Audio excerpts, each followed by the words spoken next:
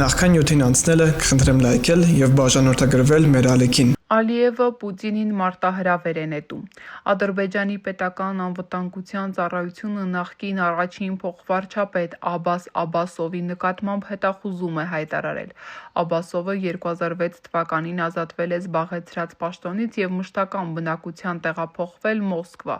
որտեղ ձեռնարկատիրական գործողություն է ծավալել։ Ադրբեջանական մամուլում նա հայտնի է որպես Միլիարդատերերի միության նախագահ։ Խոսքը Մոսկվայում գործող ոչ ֆորմալ կառույցի մասին է, որ հիմնադրվել է 2012 թվականին Ադրբեջանի նախագահական ընտրություններին ընդառաջ։ Այդ կառույցը քննարկել է հայտնի կինոդրամատուրգ և ռեժիսոր Ռուստամ Իբրահիմբեկովին Ադրբեջանի նախագահի թեկնածու առաջադրելու հավանականությունը, բայց չնայած պաշտոնական խնդրանքին Վլադիմիր Պուտինը Իբրահիմբեկովին ՌԴ քաղաքացիությունից չի զրկել և նա զրկվել է Իլհամ Ալիևի հետ մրցակցելու հնարավորությունից։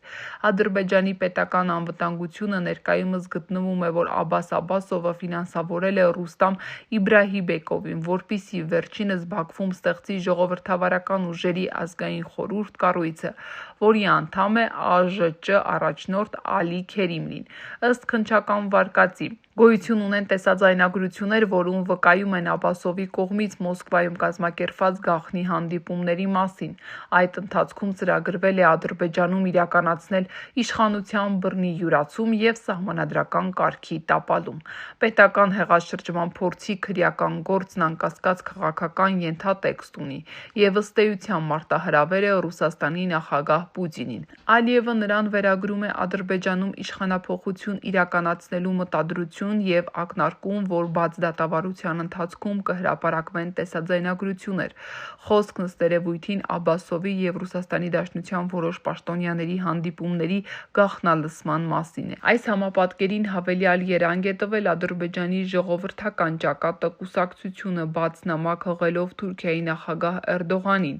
Վարչությունը Թուրքիայի նախագահին ներկայանում է որպես Ադրբեջանը խորհրդային ռուսական կայսրության ենթակայության ազատագրած և թուրք-ադրբեջանական եղբայրության ջատագով ուժ, որ սակայն Իլհամ Ալիևի կողմից մեղադրվում է Կրեմլի գործակալ լինելու մեջ։